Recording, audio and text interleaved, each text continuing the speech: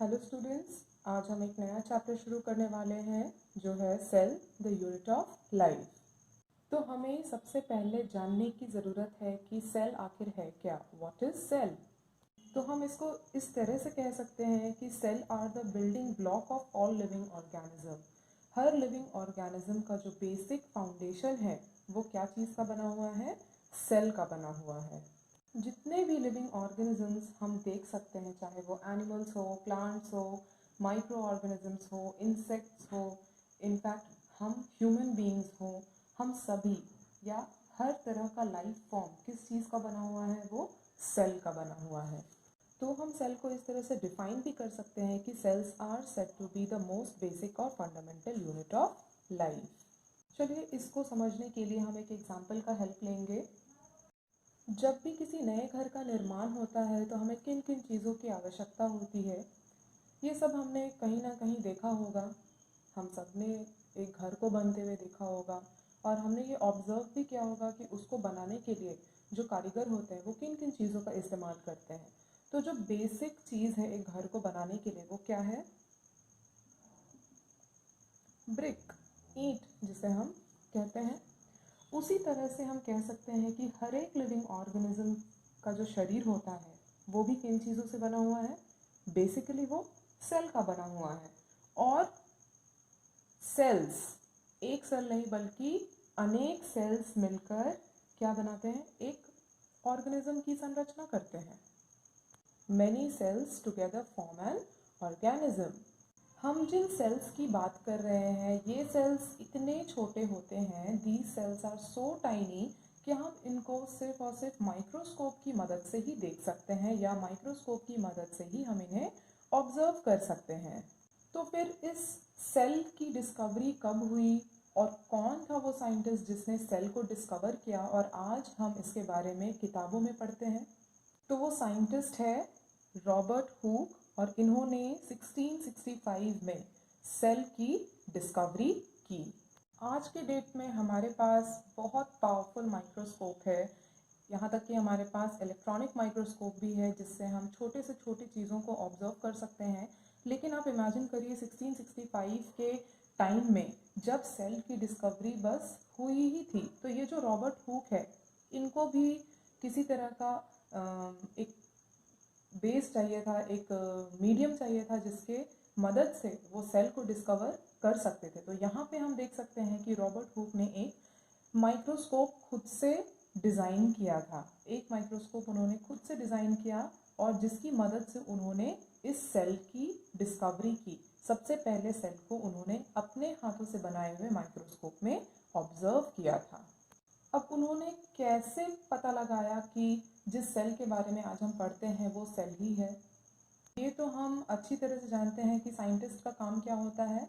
निरंतर डिस्कवरीज में लगे रहना, खोज में लगे रहना। तो इसी तरह से हम देखते हैं कि रॉबर्ट हुक जिन्होंने सेल की डिस्कवरी की है वो अपने एक एक्सपेरिमेंट में, अपनी स्टडीज़ के दौरान उन्होंने ऑब्जर्व किया था सेल को।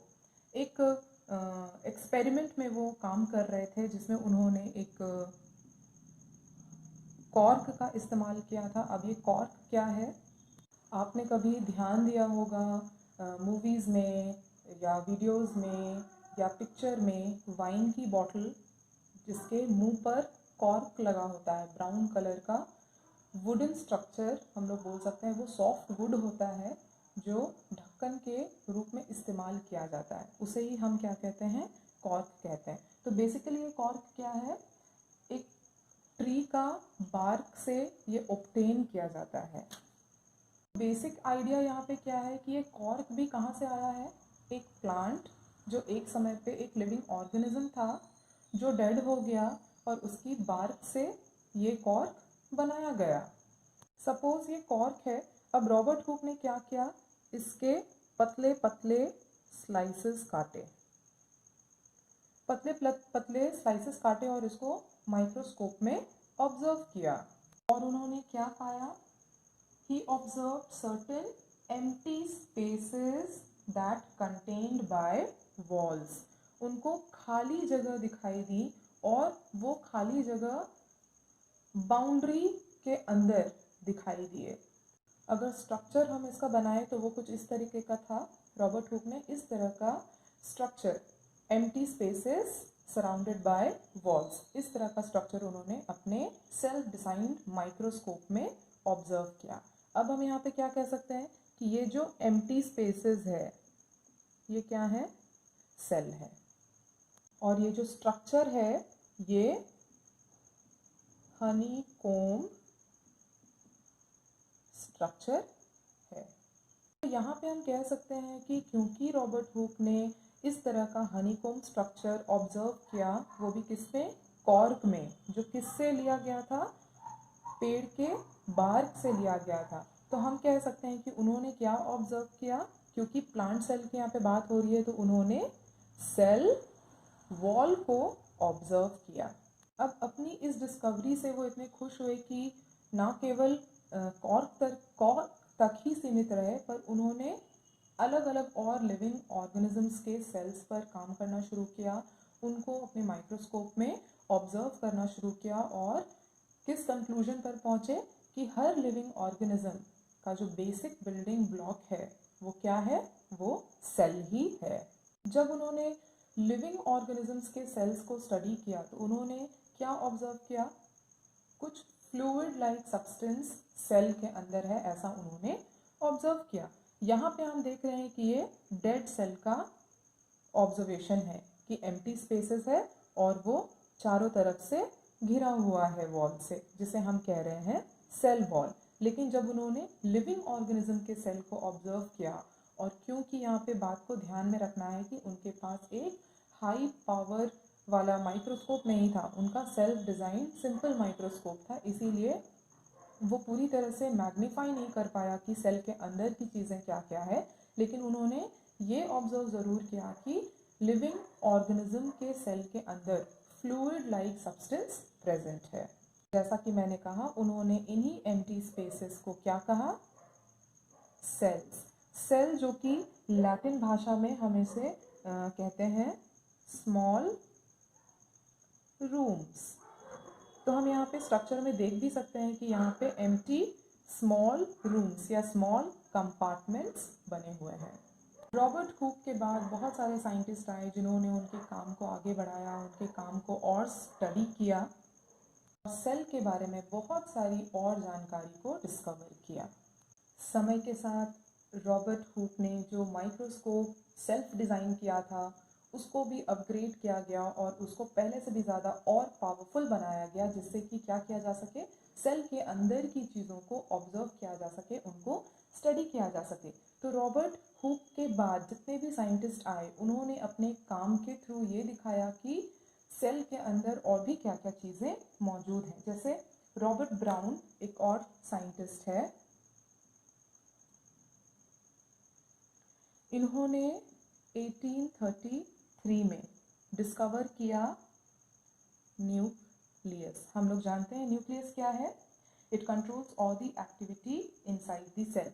सेल के हर काम को कोऑर्डिनेट करता है, कंट्रोल करता है, और ये न्यूक्लियस किसने आइडेंटिफाई किया, रॉबर्ट ब्राउन ने इन 1833।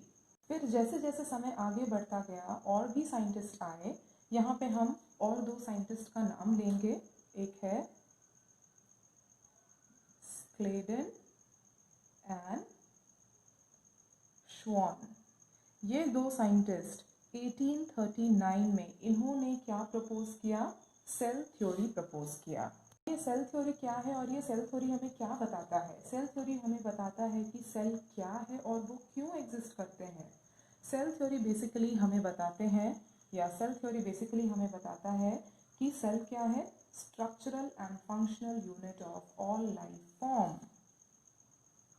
Cell are or cell is the structural and functional unit of life। दूसरी बात जो सेल थ्योरी हमें बताता है कि cell arise from pre existing cells only.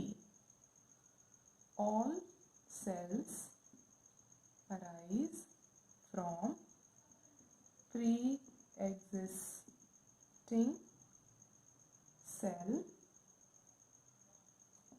only. जो सेकेंड पॉस्टुलेट है कि all cells arise from pre existing cell, मतलब पहले से एक सेल मौजूद है जिससे नए सेल्स बनते हैं, ये किन्होंने बताया? एक साइंटिस्ट है जिनका नाम है वर्चो। इन्होंने 1855 में इस बात की पुष्टि की कि नए सेल्स पहले से मौजूद जो सेल है उनमें से बनते हैं। और तीसरी थ्योरी कहती है all organisms are made up of cells. हर एक जीव, चाहे वो यूनिसेल्युलर ऑर्गेनिज्म हो या मल्टी सेल्युलर ऑर्गेनिज्म हो, हर एक लिविंग ऑर्गेनिज्म क्या का बना हुआ है? वो सेल्स का बना हुआ है। अब जैसा मैंने बार बार कहा कि जैसे जैसे समय बीतता चला गया, नए नए साइंटिस्ट उभर कर आए और उन्होंने पिछले कामों को और आगे बढ़ाया। तो हम सेल थ्योरी में बेसिकली ये तीन चीज़ें देखते हैं कि all organisms are made up of cell, cells arise from pre-existing cell only, cell are structural and functional unit of life। लेकिन इसके अलावा जो नए साइंटिस्ट आए उन्होंने नए थ्योरीज को भी प्रपोज किया, नई थ्योरीज को भी इनमें ऐड किया। तो वो क्या क्या है? तो पहली बात जो मॉडर्न साइंटिस्ट्स ने सेल थ्योरी में ऐड की थी वो थी nucleic acid is the genetic material in all cell. तो ये तो हम फर्दर क्लासेस में दूसरे चैप्टर्स में हम इसको पढ़ेंगे इन डिटेल, लेकिन यहाँ पे बस हमें यही समझना है कि जो जेनेटिक मटेरियल है वो क्या है? न्यूक्लिक एसिड है, जो कहाँ होगा? हमारे सेल में प्रेजेंट होगा। दूसरी बात, cells interact with each other which result in the organisms function. जैसे हम चल सकते हैं, हम अपने हाथों को बहुत सारे कामों में ला सकते हैं। जैसे जब मैं बोल रही हूँ तो मेरा जो पूरा मुंह है वो एक्टिविटी में आ रहा है, प्लस जब हम दौड़ रहे हैं, हम किसी भी तरह का कोई भी काम कर रहे हैं तो हमारा फिजिकल मूवमेंट यहाँ पे इन्वॉल्व हो रहा है। तो अगर एक सिंपल सा एग्जांपल, जैसे डाइजेस्टिव सिस्टम हमारा, एलिमेंट्री कनाल है, स्टमक है, बकल कैविटी है, ईसोफेगस है, तो हर एक चीज़ें ए से लेकर जेड तक कनेक्टेड है एंड वो सीरियल वाइज अपना काम करती हैं। तो यहाँ पे हम क्या देख रहे हैं?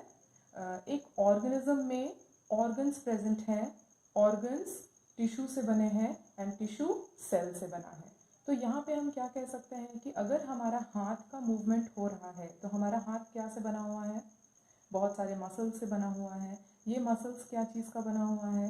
ये टिश्यूज़ का बना हुआ है और वो टिश्यूज़ सेल के बने हुए हैं। तो डायरेक्टली और इनडायरेक्टली हम यहाँ पे क्या देखते हैं कि जो हमारा बिल्डिंग ब्लॉक है सेल, वो ही क्या कर रहा है? वो सारे के सारे सेल्स एक साथ मिलजुल कर एक ऑर्गेनिज्म को वेरियस एक्टिविटीज़ करने में मदद करते हैं। फिर तीसरी बात हमने क्या जान रहे हैं यहाँ पे कि बेसिक कॉम्पोजिशन इज मोर और लेस इन ऑल सेल।